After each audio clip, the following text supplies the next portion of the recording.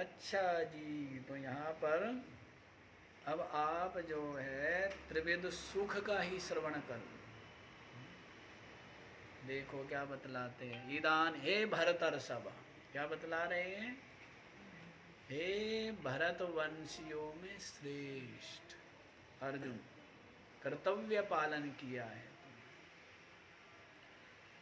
इस प्रकार इदानीम त्रिविध सुखम में शृणु, अब 3 प्रकार के सुख तुम मुझसे श्रवण करो। कितने प्रकार के? कौन कौन से? सात्विक सुख, राजसिक सुख और तामसिक। सात्विक भी सुख है और राजसिक सुख भी है और तामसिक सुख भी है। अब सुख का तो आप लोग आस्वादन करते हो, अब आप ये समझ लो कौन सा सुख सात्विक है, कौन सा राजसिक है और कौन सा तामसिक। तो ये सुख भी आप लोग अभ्यासाद रमते यत्र, अभ्यास के कारण से, अभ्यास वसात, संस्कार वसात सबका सब क्या चाहते हैं, जितना भी जीव प्राणी समुदाय है सब क्या चाहते हैं, निरंतर लगे हुए, चींटी भी दौड़ रही है अपनी चाल से ही सही, इसलिए सुख के लिए दौड़ रहे। हाथी भी दौड़ता है और चींटी भी दौड़ती है और ब्रह्मा जी भी दौड़ते हैं, सब किसके लिए दौड़ते हैं, सब सुख के लिए दौड़ रहे हैं। पर बाहर कितना ही दौड़ लो तो यहाँ तो कोई सुख मिलने वाला है नहीं। संसार में तो कोई सुख मिल आज तक किसी को मिल गया हो? दौड़ने से कोई सुख मिलने वाला नहीं, दुखालय। तो सुख तो जो अपना परमात्म प्राप्ति है, जो अपनी आत्मा ही है, जो अपने हृदय में विराजमान है, उस परमात्मा को प्राप्त करके ही क्या हो जाता है, ये सुखी हो जाता है। तो और तो कोई उपाय है नहीं। तो सब सुख चाहते हैं वो, और सुख मिलता भी है, प्रयत्न करते थोड़ा बहुत सुख मिलता है, लेकिन ऐसा सुख नहीं मिलता जो शाश्वत, नित्य सुख। परमा और जितना भी सुख मिलता है सबके सब दुख मिश्रित मिलते हैं। संसार के जितने भी सुख है सबके सब क्या है, दुख मिश्रित ही है। तो इस कारण से ये संसार के सुख और पीछे पीछे दुख। तो ऐसा परमानंद जिसको कहा है वो तो परमात्म प्राप्ति से ही हो। तो देखो जी, त्रिविध प्रकार के जो सुख है अभ्यास के कारण से यस्मिन रमते, तो क्या होते हैं, समस्त प्राणी समुदाय अभ्यास वसात इन सुखों में रमण करते हैं।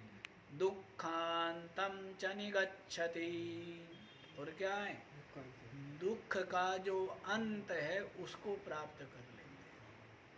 क्या करते हैं, दुख के अंत को प्राप्त कर लेते। ये जो मन है ना, मन ये बड़ी अच्छी चीज़ है।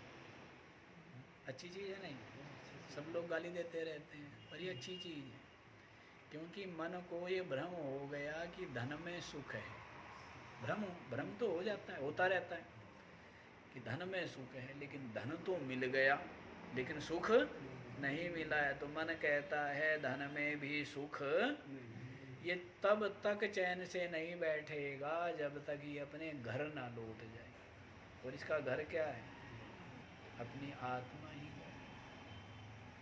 जब ये परमात्मा में विलीन हो जाएगा तो उसके पश्चात क्या है, फिर ठहर जाएगा, फिर शांत। उससे पहले शांत नहीं, और उससे पहले शांत हो जाने का कोई लाभ नहीं। निद्रा में शांत हो जाता है मन तो क्या मिल गया, मूर्छा में शांत हो गया तो क्या मिल जाता है, कोमा में शांत हो गया तो क्या मिल गया। अब सब लोग लगे रहते हैं मन को बिल्कुल क्या कर दे, पत्थर की तरह रोक दे, क्या हो जाएगा, वो तो मूर्छित व्यक्ति का भी हो रखा है? बेहोश व्यक्ति जो है, कोमा में जो गया हुआ है, उसका मन भी क्या है, रुका पड़ा है। निद्रा में भी आपका मन क्या है, चंचल है क्या? ऐसी समाधि में आपने प्रयत्न करके मन को रोक लिया, लेकिन यदि राग बना हुआ है तो फिर क्या होगा? जैसे सो करके उठते हैं आप, तो वैसा ही क्या होगा, फिर वही संसार दिखता है, फिर वही समस्या, फिर वही चिंतन चिंता। जब तक सो गए तब तक, उसके बाद फिर वही संसार है, सामने नहीं है।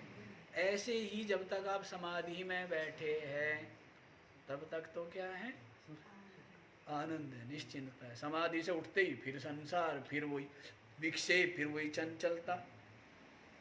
इसलिए ज्ञान मार्ग में क्या है, ज्ञान मार्ग में तो क्या है, सहज समाधि है। सहज समाधि निरंतर समाधान हो गया है चित्त में। संसार में रहता है ना, कहते हैं ना, संसार में रहता हूँ तलबगार नहीं हूँ, और बाजार से निकला हूँ खरीदार नहीं। संसार में रहते हुए भी संसार में नहीं रहता। कहने का भाव है, ऊपर ऊपर से समस्त व्यवहार करते हुए अंतर से ये निश्चय किया हुआ है, मैं आत्मा हूँ, असंग हूँ, निर्लेप, सच्चिदानंद। ऐसा निश्चय, ऐसी निष्ठा, ऐसा दृढ़ अपरोक्ष अनुभव जिसको है, वो संसार में रहते रहते ही समाधिस्थ है, निरंतर समाधिस्थ, और समस्त कर्म करते हुए भी समाधिस्थ। अज्ञानी गुफा में बैठा हुआ है, कुछ कर धर नहीं रहा है, फिर भी बहुत कुछ कर रहा है, क्योंकि खोपड़ी चल रही है। और जो ज्ञानी है, ब्रह्म ज्ञानी राम जी हैं, राम जी जो है राजा है, जनक जो है राजा है, लेकिन उनको क्या है, अपने स्वरूप का बोध है, इसलिए सब कुछ करते हुए भी क्या है, वो मुक्त ही। रोते हुए भी, हंसते हुए, जैसा है वैसे नाटक भी कर दिया, लेकिन फिर भी क्या है, फिर भी मुक्त है। तो ऐसा है जी। अज्ञानी का हंसना भी बंधन, रोना भी बंधन, और ज्ञानी का हंसना भी मुक्ति और रोना भी मुक्ति, और मुक्ति ही मुक्ति है। क्यों? क्योंकि वो बाहर से निभा रहा है, अंदर से तो उसका निश्चय है, निष्ठा है। अच्छा जी, तो अभ्यास के कारण से रमण करता है और दुख का अंत को प्राप्त कर लेता है। विचारवान हो तो निरंतर आगे आगे आगे बढ़ता चला जाता है। तो आगे भी देख लीजिए जी। अब आपको सात्विक सुख बतलाते हैं। प्रथम, यत्तदग्रे विषमिव परिणामेऽमृतोपमम् तत्सुखं सात्विकं प्रोक्ता मात्मबुद्धिप्रसादजम्। यत्तद् अग्रे विषम इव परिणामे अमृतोपमम् तत्सुखं सात्विकं प्रोक्तम् आत्मबुद्धिप्रसादजम्।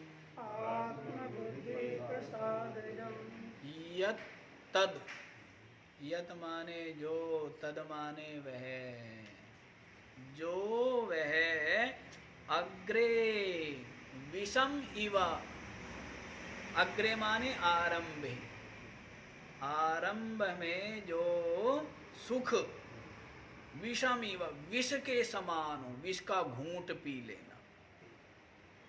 आरंभ में जो सुख कैसा है, विष के समान, परिणामे अमृतोपमम्, और जिसका परिणाम क्या है, वो अमृत के समान स्वादिष्ट है, मीठा। जैसे सहन शक्ति है, किसी ने कटु वचन कहे तो उस क्या करना पड़ता है, आरंभ में क्या है, आरंभ में विष के समान सहन करना पड़ता है, और परिणाम क्या है उसका? समस्या से, झंझट से मुक्ति होगी ना। नहीं तो लड़ लेते हैं तो फिर क्या होती है? बहुत बड़ी बड़ी समस्याएं हो जाती है। छोटी छोटी बातें और अहंकार की बड़ी लड़ाई हो जाती है। अहंकार की लड़ाई है। ऐसे ही जैसे विषयों की आसक्ति का त्याग है, शुरू शुरू में कैसे लगेगा? विष के समान, और बाद में क्या है? अमृत है। क्योंकि संयम से ही क्या मिलेगा? संयम से, तप से ही परमात्मा प्राप्ति होगी। विषयों में आसक्त व्यक्ति परमात्मा प्राप्ति कर सकता है क्या? वो तो विषयों में जिसका चित्त, जिसकी इंद्रियां डूबी हुई है, वो परमात्मा चिंतन ही नहीं कर सकता। परमात्मा प्राप्ति तो दूर की बात। जैसे ये इंद्रिय संयम, तप, ये सब क्या है? वैराग्य, ये शुरू शुरू में तो क्या विष के समान है, लेकिन परिणाम क्या है? अमृत। संयमी ही संयम के महत्व को जानता है कि संयम का क्या महत्व है, क्या आनंद है। असंयमी तो क्या मानते हैं? विषय सेवन को ही अपने जीवन का सौभाग्य समझते हैं। क्या समझते हैं? अरे हमें विषय मिल गए तो हम तो कितने सौभाग्यशाली। क्या सौभाग्यशाली? दुर्भाग्यशाली है। क्या सौभाग्य है? संसार मिल गया है, संसार में खूब ऐश्वर्य की प्राप्ति हो गई, खूब विषय सेवन में लगा हुआ है, बुद्धि तो मलिन होगी, होगा क्या? और उस बुद्धि की मलिनता के कारण से पशु योनि में जाना पड़ेगा, नीच योनि में जाना पड़ेगा। मिला क्या? तो उनकी भी कहानी आगे बतलाएंगे। यहाँ पर सात्विक सुख की कहानी सुनो। तो जो सुख आरंभ में कैसा हो? विष के समान हो, लेकिन परिणाम में अमृतोपमम। परिणाम में क्या है? अमृत के समान। जितने भी सद्गुण हैं, शुरू शुरू में तो कठिनाई होती है, लेकिन इनका जो सुख है, संतोष का सुख हो, चाहे धैर्य का सुख हो, चाहे सहनशीलता का सुख हो, चाहे सरलता का सुख हो, है, चाहे दया करुणा का सुख हो, इनकी अलग ही महिमा है। कुछ न होते हुए भी परमानंद में विराजमान रहता है, और जिसके अंदर ये ना हो, सब कुछ होते हुए भी अशांत, परेशान, सब शत्रु ही शत्रु बने रहते हैं उसके। शत्रु तो बनाने से बनते हैं, किसी कोई बनता थोड़े ही है। आप ही तो बनाते हो, ये अपने आप कोई बन जाता है? अपने आप कोई नहीं बनता है। भिड़ो मत किसी से, हाथ जोड़ के निकल जाओ।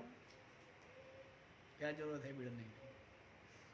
हाँ, भिड़ने की जरूरत नहीं है। और जो राजा लोग हैं वो दंड भी देते हैं, जैसे हम बारंबार आपको दृष्टांत दिया है कि राम जो है, राम ने रावण को कभी शत्रु नहीं माना। रावण राम को शत्रु मानता है। रावण तो क्या है? शत्रु मान रहा है। राम ने शत्रु नहीं माना है। राम ने तो जाने ये भी मेरी ही आत्मा है, ये भी मेरा प्यारा है, लेकिन दंड देना पड़ेगा, क्योंकि दुष्ट है, जिसके कारण अनेकों जीवों को, प्राणियों को कष्ट हो रहा है। समाज की व्यवस्था इसके कारण से विकृत हो रही है। दंड तो देना पड़ेगा, लेकिन वो दंड देना भी करुणा है। अध्यापक दंड देता है तो क्या है वो? माता पिता बालक को दंड देते हैं, वो क्या? करुणा है ना। तो राम की करुणा है रावण को मारना। अब संसारी लोग क्या समझे? रावण को मारना भी राम की करुणा है, प्रेम है। राम रावण को प्यार करते इसलिए मार रहे। रावण को प्यार करते हैं कि ये जितने दिन जिएगा पाप ही कमाएगा, जितने दिन जिएगा पाप कमाएगा, सब जीवों को कष्ट ही होगा, समाज की सारी मर्यादा खंडित होगी, व्यवस्था खराब होगी। इसलिए इसका मर जाना ही ठीक है, इसलिए मारना पड़ रहा है। लेकिन वो मारना भी उनकी करुणा है। सज्जन जो है, सज्जन का जो कुछ भी है उसमें उनकी करुणा ही छिपी है। सरकार दंड देती है अपराधी को, करुणा है ना, कि अब दंड पा करके क्या हो जाएगा, सुधर जाएगा, इसके पाप का प्रायश्चित हो जाएगा, पाप मुक्त हो जाएगा, करुणा है। तो दंड देना कोई क्रूरता नहीं है, उसका अहित चाहते हो ऐसा कुछ भी नहीं है, तो करुणा ही है। तो इस प्रकार से तो जो मूढ़ व्यक्ति होगा वो तो सबको शत्रु बना लेगा, समझदार जो है वो किसी को शत्रु नहीं बनाता, मानता ही नहीं है। कोई और मानता रहे तो मानता रहो, वो उसकी मर्जी है। तो देखो जी, ऐसा जो सुख है जो आरंभ में विष के समान लगता है, लेकिन परिणाम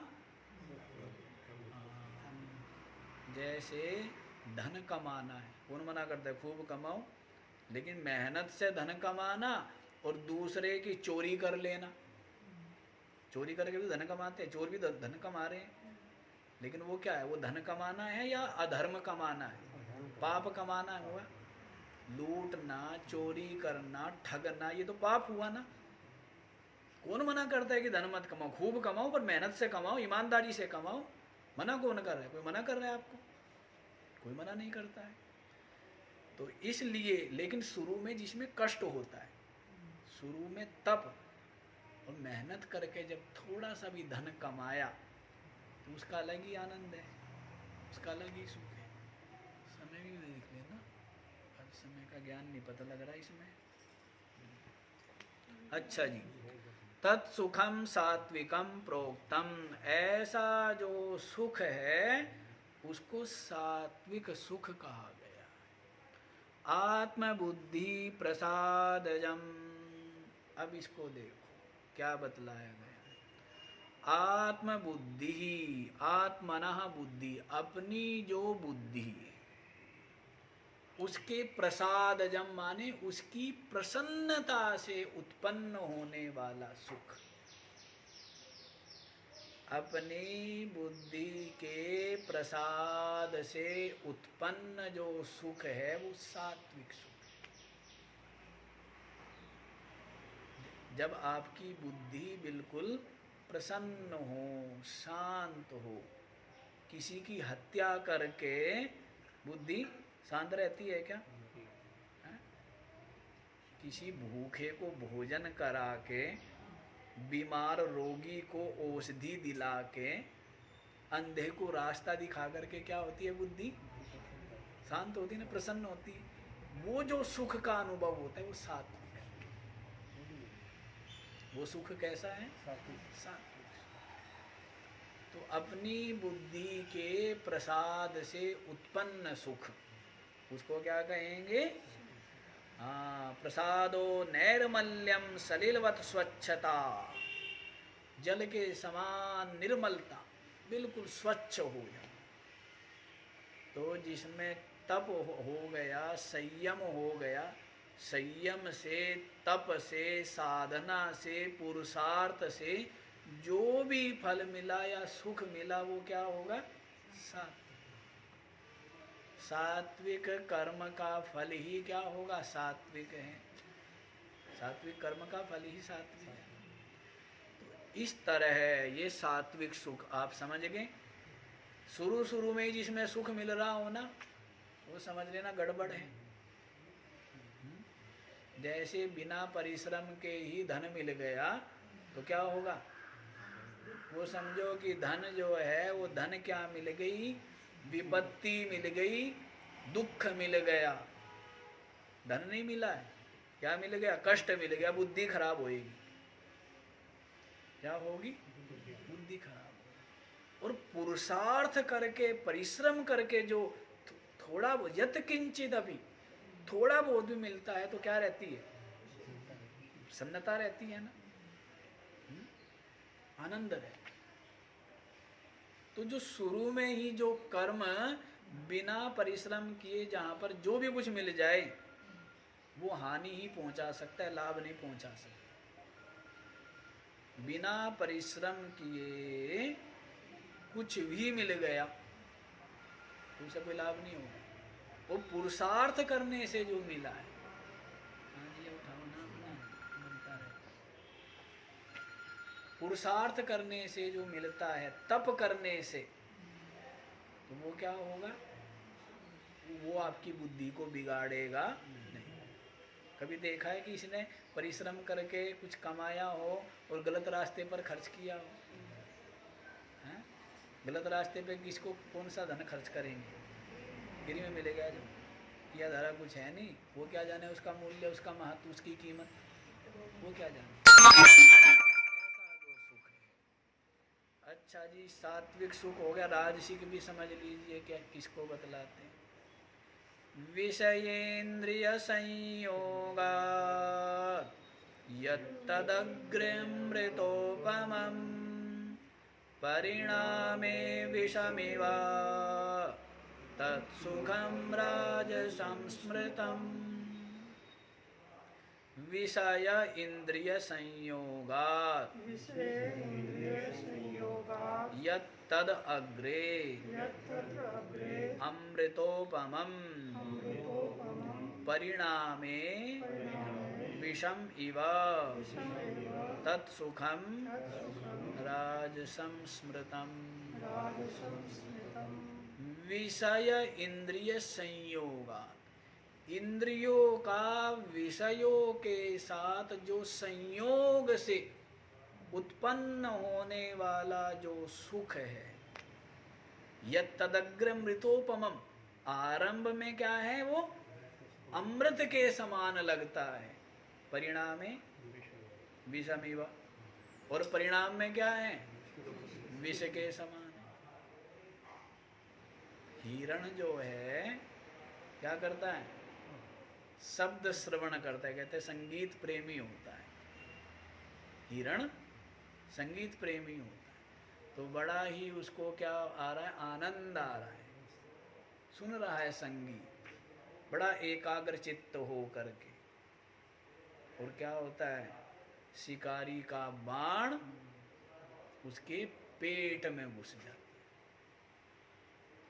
तो ऐसा जो सुख है, विषय सुख है ना, ये 5 इंद्रिया और इनके जो विषय, शब्द स्पर्श रूप रस गंध, ये जो 5 विषय हैं, 5 इंद्रिया कौन कौन सी, श्रोत्र त्वक चक्षु रसना घ्राण, ये क्या है, 5 ज्ञानेन्द्रिया और 5 ही इनके विषय, 5 कर्मेंद्रिया लगे। तो ये जो विषयों का के साथ इंद्रियों का जो संयोग है, उससे उत्पन्न होने वाला जो सुख है, यत्तदग्रे, जो अग्रे माने आरंभ में तो कैसा है, अमृतोपमम्, अमृत के समान लगता है, और परिणामे विषम इवा, परिणाम में क्या है, विष के समान है, प्राण घातक है। जो भी विषय सुख है, ये सब के सब क्या है, प्राण लेने वाले। विषय सुख क्या लेने वाले हैं, हाँ, इसलिए जो बुद्धिमान है वो उसमें रमण, भगवान श्री कृष्ण तो पीछे ही कह आए, बुद्धिमान कौन, अर्जुन ने पूछा बुद्धिमान कौन है, हैं? जो नाते सूरमते बुधा, क्या कहा है, बुद्धिमान व्यक्ति विषय सुख में रमण नहीं, क्या बतलाया था वहां पर, हाँ जी, ये ही संस्पर्शजा भोगा दुख योनय एवते आद्यंतवंत कौन्तेय नाते सुरमते,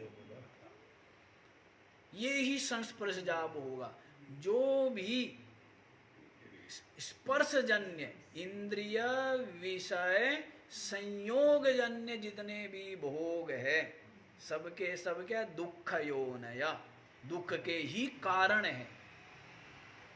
आद्यंतवंता, आदि अंत वाले, क्या है? कोई सदा के लिए तो सुख मिल नहीं जाता, सदा के लिए तो सुखी हो नहीं जाता। क्या है? आद्यंतवंत, आदि अंत वाले हैं। ना तेसु रमते बुधा, बुद्धिमान उनमें रमण। तो श्री कृष्ण से पूछा बुद्धिमान कौन? जो जिसकी इंद्रिया बुद्धि विषयों में रमण, वो बुद्धिमान है। सीधी सी भाषा, सीधी सी परिभाषा है, ज़्यादा दिमाग लगाने की जरूरत ही नहीं है। जिसकी मन इंद्रिया विषयों में लगी हुई है निरंतर, विषय सेवन विषय संग्रह अपने जीवन का लक्ष्य बनाया हुआ है। विषयोपभोग, पीछे महिमा सुनाई दी सारी। विषयोपभोग परायणा, तामसिक लोग विषयोपभोग परायणा, इहंते काम भोगार्थम तत्वे नातश्चवन्ति ते। दुनिया भर की इच्छाएं करते रहते हैं, विविध प्रकार के भोगों की। इस कारण से वे परमात्म तत्व से गिर जाते, परमार्थ से गिर जाते। अब तो सोच रहे कि हमने तो बहुत बड़ी उपलब्धि है, बहुत कमा लिया, बहुत आनंद है। ये नहीं पता कि नरक के द्वार खोल लिए, जो करा है वही तो भरेगा, तो भोगना पड़ेगा। और इन बातों का विचार ही नहीं है। विचार किस बात का है? जैसे भी आए आना चाहिए। झूठ से आए, कपट से आए, ठग के आए, मार के आए, मर के आए, जैसे भी आए। बाकी कर्तव्य अकर्तव्य का, धर्म अधर्म का, ठीक गलत का विचार करना ही नहीं है। जैसे भी हो, स्वार्थ पूरा होना चाहिए। ऐसी बुद्धि मलिन हो गई है तो उसका परिणाम कौन भोगेगा? नरक कौन भोगेगा? है? मौज उड़ाएंगे घर वाले, नरक भोगेगा खुद। क्यों जी? वो कहते थे ना महात्मा कि माल खाए घासी, दंड भोगे गुलासी। है? खाए कोई भोगे कोई, मुंह में आके झूठ कपट किया है, धन कमा दिया, अब खाते पीते सब है और भोगना जिसने कर्म किया है वो भोगेगा। तो ऐसा नहीं करना चाहिए। तो देखो जी क्या बतलाया है, विषय इंद्रिय के संयोग से जो उत्पन्न होने वाला सुख है, अग्रे अमृतोपमम, आगे आगे कैसे लगता है? शुरू शुरू में अमृत के समान, परिणामे विषमी। परिणाम तो विषमी ही, विष ही है उनका।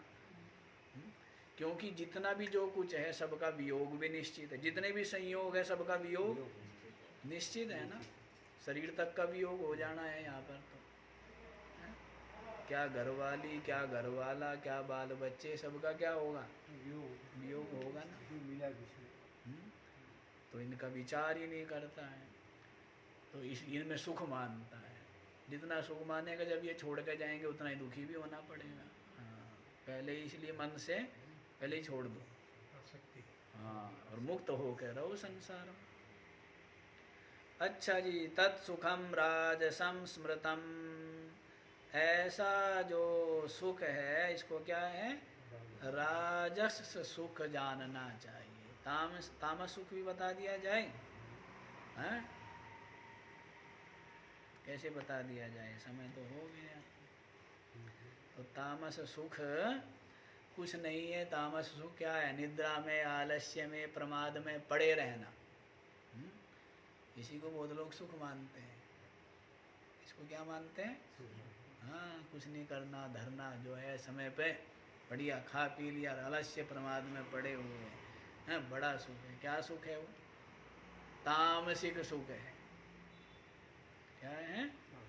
तामसिक सुख है। दूसरों का अहित करके, दूसरों को कष्ट दे के जो सुख का अनुभव करना है, वो सब क्या है? तामसिक सुख है। बताई दूं क्या?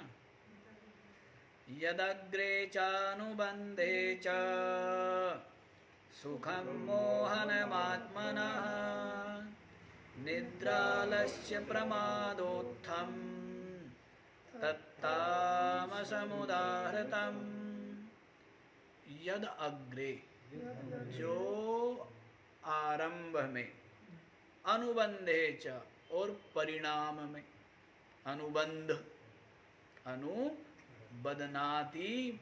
इति अनुबंध, बाद में जो बांधता है, परिणाम। तो जो अग्रे माने आरंभ में और अनुबंधे जो माने परिणाम में जो सुख भासता है, सुख नहीं है, जो सुख भासता है, जैसे किसी ने धूना आदि जला करके बैठ गया बीच में, सब लोग आ करके क्या कर रहे हैं, दंडवत करते हैं कि बड़े त्यागी जी महाराज हैं। तो क्या लग रहा है, आगे भी सुख लग रहा है वो दुख रूप, दुखी भोग रहा है बेचारा है, रोज दिन गिनता जा रहे हैं, अरे आज तो आधा दिन हो गया, एक दिन हो गए हैं, 2 दिन हो गए, ये 40 दिन कब पूरे हो गए देंगे। तो इस तरह चिंतन करता रहता है। और फिर जो है सारा जो है रक्त तो जल गया आग में, फिर परेशान होता रहता है।